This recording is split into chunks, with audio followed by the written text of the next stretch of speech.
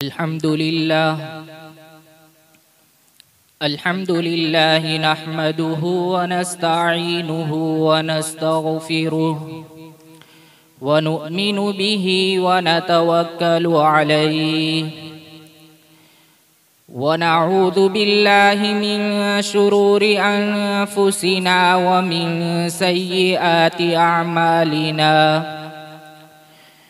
मन यहदिहिल्लाहु फला मुदिल्ल लहु व मन युद्लिल्हु फला हादिय लहु व नशहदु अल्ला इलाहा इल्लल्लाहु वहदहु ला शरीका लहु व नशहदु अन्न सय्यिदना व मौलाना मुहम्मदन अब्दुहु व रसूलुहु सल्लल्लाहु ताला अलैहि व अला आलिहि व अस्हाबिहि व बारक व सल्लम तस्लीमन कसीरन कसीरा। अम्मा बअदु फ़अऊज़ु बिल्लाहि मिनश शैतानिर रजीम। बिस्मिल्लाहिर रहमानिर रहीम। व औफ़ू बिअहदिल्लाहि इज़ा आहदतुम। सदक़ल्लाहुल अज़ीम।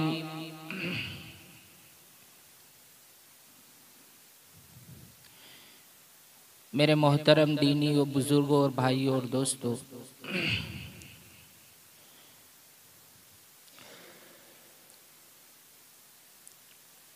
जिंदगी का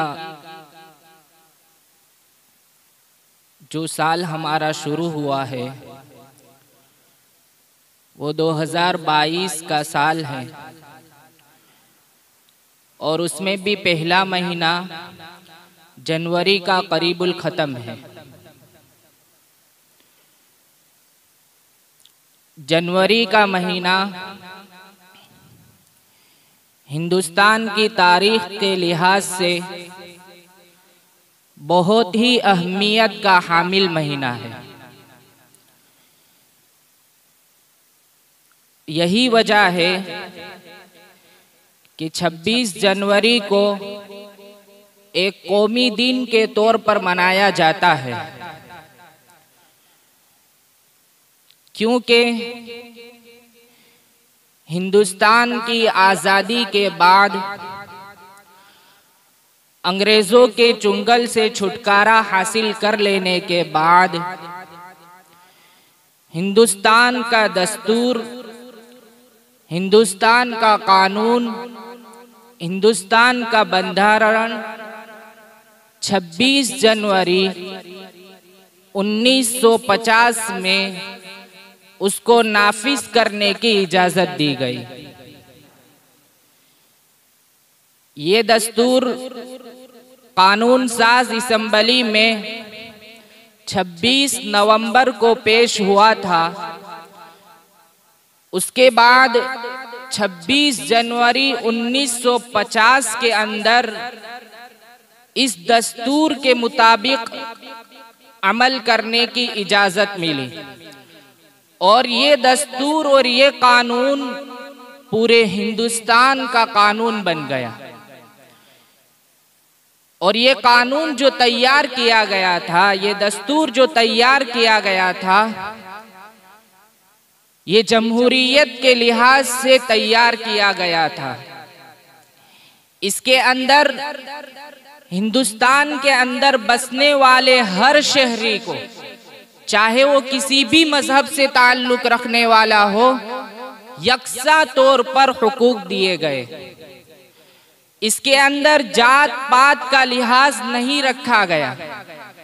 इसके अंदर किसी को बढ़ोतरी नहीं दी गई। इसके अंदर हर मजहब वाले को अपने मजहब के मुताबिक अमल करने और उसकी तबलीग करने की इजाजत दी गई। चूंकि ये दस्तूर जमहूरियत को देखकर तैयार किया गया था और इसमें हर तरह के मजहब वाले को खुली तौर पर आज़ादी दी गई थी, इसी खुशी की बुनियाद पर 26 जनवरी को एक कौमी दिन के तौर पर मनाया जाता है। लेकिन ये दस्तूर कब बना, ये दस्तूर उस वक्त बना जबकि मुल्क ने अंग्रेजों से आजादी हासिल की। अंग्रेजों से आजादी के हासिल करने में मुसलमानों का जो किरदार है, मुसलमानों का जो रोल है, बड़े अफसोस के साथ कहना पड़ता है कि आज मुसलमानों के एक तारीख के बाप को मस्ख किए जाने की कोशिश की जा रही है। और सबसे बड़ा अफसोस तो ये है कि मुसलमान की नई नस्ल हमारे उन अकाबिरीन के नाम तक नहीं जानती जिन अकाबिरीन ने हिंदुस्तान की आजादी में अपना पूरा तन मन धन लगा दिया और जान की बाजी तक लगा दी। जरूरत इस बात की है कि हम हिंदुस्तान की तारीख को जानें कि हिंदुस्तान में अंग्रेज किस तौर पर आया और अंग्रेज के आने के बाद हिंदुस्तान में अंग्रेज ने अपना तसल्लुत और अपना कब्जा किस तौर पर जमाया और हिंदुस्तान पर कब्जा जमाने के बाद अकाबिरीन ने हिंदुस्तान की आजादी में क्या क्या कुर्बानियां दी, उनको जानना बहुत ही जरूरी है। क्योंकि मुल्क के मौजूदा हालात उस वक्त तक हम उसमें अपनी कमा हक़्क़ू बात पेश नहीं कर सकते जब तक कि हमको तारीख का इल्म न हो। तारीख जिसके चंद गोशे में आपके सामने पेश करता हूं। सन 1498 के अंदर वास्को डी गामा की क़ियादत के अंदर सबसे पहले हिंदुस्तान में यूरोप मल्लाह दाखिल हुए। इसके बाद उनका मकसद तो सिर्फ तिजारत था और तिजारत ही की गर्ज से वो हिंदुस्तान में आए थे। उस वक्त हिंदुस्तान को सोने की चिड़िया कहा जाता था क्योंकि यहाँ की जमीन बड़ी जरखेज जमीन थी और यहाँ से तिजारत को मजबूती और इस्तेहकाम मिल सकता था, इसलिए उन्होंने हिंदुस्तान का रुख किया। उसके बाद धीरे धीरे इंग्लिस्तान की नजर भी हिंदुस्तान पर पड़ी और 1601 के अंदर इंग्लिस्तान का पहला काफिला हिंदुस्तान में आया और यही अंग्रेज हिंदुस्तान में सबसे पहले 1601 में दाखिल हुए। 1601 में अंग्रेज जब हिंदुस्तान में दाखिल हुआ, उसके बाद उन्होंने अपनी तिजारत को फरोग देना शुरू किया और यहाँ से मुख्तलिफ चीजें अपने मुल्क में भेजते थे और वहाँ की चीजें यहाँ लाकर खरीदो फरोख्त करते थे। ये उनका मकसद था। धीरे धीरे आगे बढ़ते बढ़ते उन्होंने ईस्ट इंडिया कंपनी की बुनियाद डाली और ईस्ट इंडिया कंपनी की बुनियाद का मकसद भी तिजारत ही था। लेकिन जब हजरत औरंगजेब आलमगीर रहमतुल्लाह अलैह का विसाल हो गया तो उसके बाद मुगलिया सल्तनत जो उस वक्त हिंदुस्तान पर कई सालों से हुकूमत कर रही थी, कमजोर पड़ गई और इंतशार की शिकार हो गई। उस वक्त अंग्रेजों की हवस बढ़ गई और उन्होंने हिंदुस्तान पर कब्जा जमाने की कोशिश करना शुरू कर दिया। जब तक हजरत औरंगजेब आलमगीर रहमतुल्लाह अलैह हयात थे तब तक मुगलिया सल्तनत बहुत मजबूत थी, बहुत मुस्तहकम थी। इस वजह से अंग्रेजों की हवस इक़्तिदार तक नहीं पहुंची थी। लेकिन जो ही औरंगजेब आलमगीर की वफात हो गई, मुगलिया सल्तनत इंतशार का शिकार हो गई, इनकी निगाह ज़िमामे इक़्तिदार पर और हुकूमत पर पड़ी। चुनांचे उन्होंने अब हुकूमत को हासिल करने के लिए तगोदो शुरू कर दी। जब ये देखा कि अब मुगलिया सल्तनत कमजोर पड़ती जा रही है तो उन्होंने किसी तरीके से ईस्ट इंडिया कंपनी को अब फौजी तरीके से पेश करना शुरू कर दिया। देखिए, आज अक्सर लोग ये जानते हैं कि हिंदुस्तान में अंग्रेजों के खिलाफ आजादी की मुहिम 1857 से शुरू की गई। हालांकि ये गलत है। 1857 से पहले 100 बरस तक तन्हे तन्हा मुसलमान अंग्रेज के खिलाफ लड़ता रहा है। 1857 से पहले की तारीख पर आप नजर डालिए। चुनांचे 1757 उसके अंदर सबसे पहले अंग्रेज की जंग सिराजुद्दौला से हुई। 1757 के अंदर सिराजुद्दौला की फौज ने अंग्रेजों से टक्कर ली, लेकिन मीर जाफर की गद्दारी और अपनों की गद्दारी के नतीजे में उसमें सिराजुद्दौला को शिकस्त हुई। अगर अपनों की गद्दारी उस वक्त न होती तो उसी वक्त अंग्रेज दुम दबाकर भाग जाता, लेकिन मुकद्दर में नहीं था। इस वजह से सिराजुद्दौला को हार का सामना करना पड़ा। 1757 के बाद भी कई ऐसे जंगे हुई है जिसमें तन्हे तन्हा मुसलमान लड़ता रहा है। उसके बाद हिंदुस्तान की तारीख का वो बेहतरीन सिपाही, वो बेहतरीन हिंदुस्तान की आज़ादी का बाप जो मैसूर की सरजमीन पर हैदर अली और उनके बेटे टीपू सुल्तान हैं, जिन्होंने अंग्रेजों के खिलाफ जंग की। उनकी जंग 1781 और 1782 और 1783 इस जमाने में हुई है। और टीपू सुल्तान की जंग अंग्रेजों से 4 मर्तबा हुई है, जिसमें 2 मर्तबा टीपू सुल्तान ने अंग्रेजों को शिकस्त दी और टीपू सुल्तान ने फतेह का परचम लहराया। उसके बाद 1799 के अंदर जब टीपू सुल्तान ने वापस अंग्रेजों से मुकाबला किया, क्योंकि अंग्रेज अपना बदला लेना चाहता, अंग्रेज बड़ा शातिर था, उसने यहाँ भी वही रोल अदा किया जो रोल सिराजुद्दौला की जंग में अदा किया था कि टीपू सुल्तान की फौज से यहाँ पर मीर सादिक को खरीदा गया और मीर सादिक और उसके जैसे कई लोगों की गद्दारी की वजह से टीपू सुल्तान मैसूर की सरजमीन पर शहीद हुए। और तारीख में लिखा है कि जब तक टीपू सुल्तान शहीद रहमतुल्लाह अलैह हिंदुस्तान पर हाकिम थे, उस वक्त तक किसी अंग्रेज की हिम्मत नहीं होती थी कि वो ये कह देवे कि हिंदुस्तान हमारा है। जब टीपू सुल्तान की शहादत हुई और जनरल हॉर्स को खबर की गई, तो जनरल हॉर्स टीपू सुल्तान की नाश के पास आकर कहता है, आज से हिंदुस्तान हमारा है। आप इससे अंदाजा लगा सकते हैं कि टीपू सुल्तान के होते हुए उनके जहन में ये बात भी नहीं आ सकती थी कि हिंदुस्तान पर हमारी हुकूमत आ सकती है। ये वो टीपू सुल्तान है, लेकिन अपनों की गद्दारी की वजह से उनको भी शिकस्त का सामना करना पड़ा। उसके बाद फिर हजरत सैयद अहमद शहीद रहमतुल्लाह अलैह, ये वो शख्सियत है, आज हम में से बहुत से ऐसे लोग हैं कि जो इनका नाम तक नहीं जानते।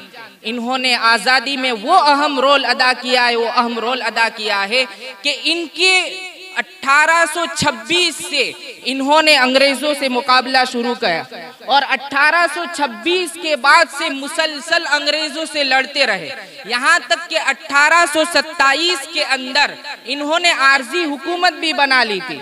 लेकिन कुछ ऐसा हुआ कि 1831 के अंदर जब अंग्रेजों का इनसे टकराव हुआ, उस वक्त इनके पूरे सब साथी शहीद हो गए और इस्माइल शहीद रहमतुल्लाह अलैह भी इन्हीं के साथी थे। इसके बाद अभी तक आजादी की जो चिंगारी हमारे उलमा ने फूकी थी वो सर्द नहीं हुई। कुछ लोग ऐसे बाकी थे जो अभी तक अंग्रेजों के खिलाफ बरसरे पेकार थे। अब उन्होंने सोचा कि एक मुनज़्ज़म तौर पर जंग होनी चाहिए और मुल्के हिंदुस्तान से अंग्रेजों का खात्मा करना चाहिए।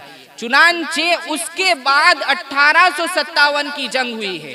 तो 1857 से 100 बरस पहले तक मुसलमान तन्हे तन्हा अंग्रेज से लड़ता रहा।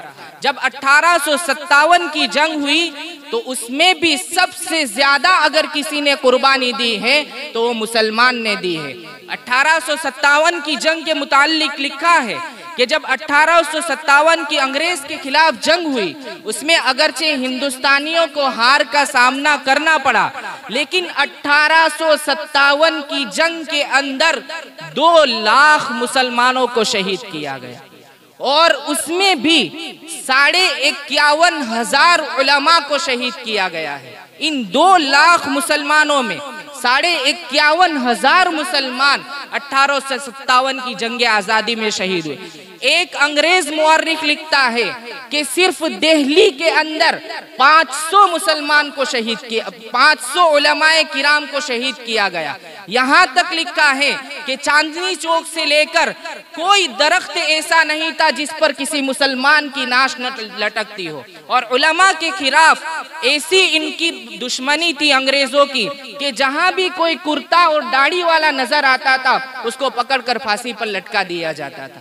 ये कुर्बानियां दी है और लिखा है, खुद अंग्रेज मुअर्रिख इस हकीकत का एतराफ कर रहे हैं। हमें तारीख को जानना चाहिए। अंग्रेज मुअर्रिखीन, एक अंग्रेज लेडी है, वो लिखती है कि जब मुसलमानों को अंग्रेज तकलीफ देता था तो इस कदर खतरनाक अजियत देता था कि मैं मुसलमानों पर रहम करने के लिए पिस्तौल लेकर निकलती थी। आप हैरान होंगे कि पिस्तौल लेकर रहम कैसे? वो लिखती हैं कि जब मैं मुसलमानों की मदद के लिए पिस्तौल लेकर इसलिए निकलती थी कि अंग्रेज मुसलमानों को इस तरह तड़पा तड़पा कर मारता था कि मुझसे देखा नहीं जाता था, इसलिए मैं पिस्तौल मारकर खत्म कर देती थी ताकि ये जल्दी खत्म हो जाए। ये मुसलमानों की कुर्बानियां हैं जंग आजादी में। और मजीद लिखा है कि मुसलमानों को सुअर की चर्बी के अंदर सी कर उसको जिंदा आग में डाला जाता था। यहाँ तक लिखा है कि बाकायदा जिंदा उलमाए किराम को आग में डाला जाता था। तब जाकर इतनी कुर्बानियां मुसलमानों ने दी है।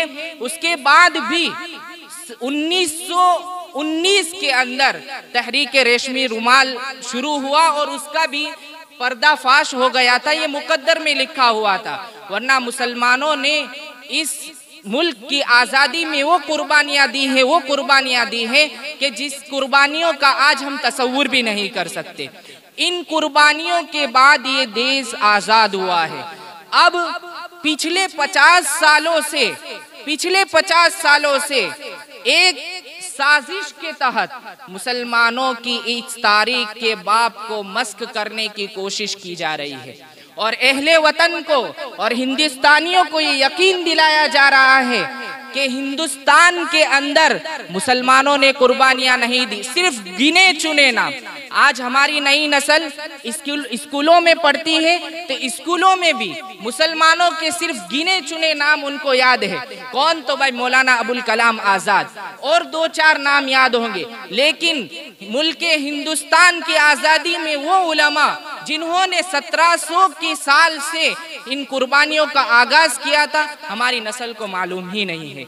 आप यकीन कीजिए कि इन चीजों को हमारी नई नस्ल में दाखिल करने की जरूरत है और इन चीजों को हमारी नस्ल को पढ़ाने की जरूरत है, क्योंकि मौजूदा हालात में मुसलमानों को ये कहकर दूसरे नंबर का शहरी जाहिर करने की कोशिश की जा रही है। इस सूरत में हम तारीख को पढ़े और तारीख को पढ़कर कहें कि इस मुल्क हिंदुस्तान में मुसलमानों को भी वही हुकूक हासिल है जो दूसरे शहरी को हासिल है, बल्कि उससे ज्यादा हासिल है, क्योंकि मुसलमानों का जितना खून आजादी में बहा है उतना दूसरी कौम का पसीना भी नहीं बहा।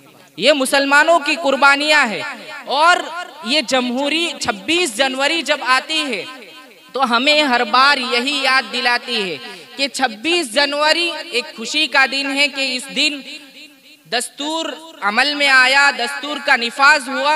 लेकिन खुशी के साथ एक तौर पर गमी भी है कि दस्तूर सिर्फ कागज की हद तक महदूद है, अमल में कहीं भी नहीं है। अमल में देखा जाए तो आप देख सकते हो कि यहाँ पर जमहूरियत के सबसे बड़े 4 अनासिर है, जमहूरियत के 4 सुतून है। एक तो इलेक्शन है और दूसरी चीज जमहूरियत में सबसे बड़ी अहमियत की हामिल वो ये है कि तर्ज़े हुक्मरानी, और तीसरी चीज जमहूरियत में सबसे बड़ी चीज है वो अदालत, और चौथी चीज है मीडिया। आप चारों चीजों का जायजा ले लीजिए। इलेक्शन, जमहूरियत खत्म। आप देख लीजिए इलेक्शन में तरह तरह से घोटाले, और इलेक्शन में उन लोगों को सिलेक्ट किया जाना चाहिए जो हमारे हुकूक की नुमाइंदगी कर सके, लेकिन आज इलेक्शन में मुजरिमों को सिलेक्ट किया जाता है और पार्टियां टिकट भी उन्हीं को लोगों को देती है जो मुजरिम है। दूसरी चीज तर्ज़े हुक्मरानी को देख लीजिए, चाहे बीजेपी का दौर हो या इससे पहले कोई और पार्टी हो, आजादी के बाद से लेकर मुसलमानों को जितने फसादात में निशाना बनाया गया, एक मुअर्रिख लिखता है कि आजादी के बाद से लेकर मुसलमानों का इतना कत्ले आम हुआ है मुख्तलिफ फसादात में कि दूसरी जंग अजीम से भी ज्यादा कत्ले आम मुसलमानों के फसादात में हुए हैं। और उससे भी ज्यादा न मुसलमानों की अमलाक महफूज है और न मुसलमानों की जान महफूज है। और तीसरी चीज, अदलिया का सिस्टम देख लीजिए, इंसाफ की अभी बात नहीं है, अदलिया का सिस्टम इतना सुस्त है कि वहां पर मुजरिम को या फिर मुलजिम को या फिर अगर किसी को इंसाफ की कोई दस्तक देता है तो उसको इंसाफ उस वक्त मिलता है जबकि वो बूढ़ा हो जाता है। ये अदलिया का सिस्टम है। और इंसाफ के मुतालिक भी आप सब कुछ जानते हैं। और मीडिया तो बिल्कुल, मीडिया ये जमहूरियत का सबसे बड़ा उन्सुर है और जमहूरियत का सबसे बड़ा सुतून है कि मीडिया के जरिए जमहूरियत को जगाया जा सकता है, मीडिया के जरिए बेलाग खबरें वजूद में लाई जा सकती है। लेकिन आज मीडिया झूठ को सच साबित कर रहा है, मीडिया किसी का खरीदा हुआ है, मीडिया के जरिए ऐसी खबरें फैलाई जा रही हैं जो बिल्कुल जमहूरियत के मुनाफी है। ऐसी सूरत में ज़रूरत इस बात की है कि हम नई नस्ल को मुसलमानों की तारीख से आगाह करें और हमारे अकाबिरीन की कुर्बानियाँ को बतलाए, ताकि हमारी नई नस्ल भी ये समझे कि जिस तरीके से हिंदुस्तान में दूसरी कौमों के बराबर हुकूक हासिल है, इसी तरीके से हमारे भी हुकूक हासिल है। अल्लाह तबारक व तआला मुल्क हिंद की तमाम शर्फ पसंद अनासिर से हिफाजत फरमाए। आमीन।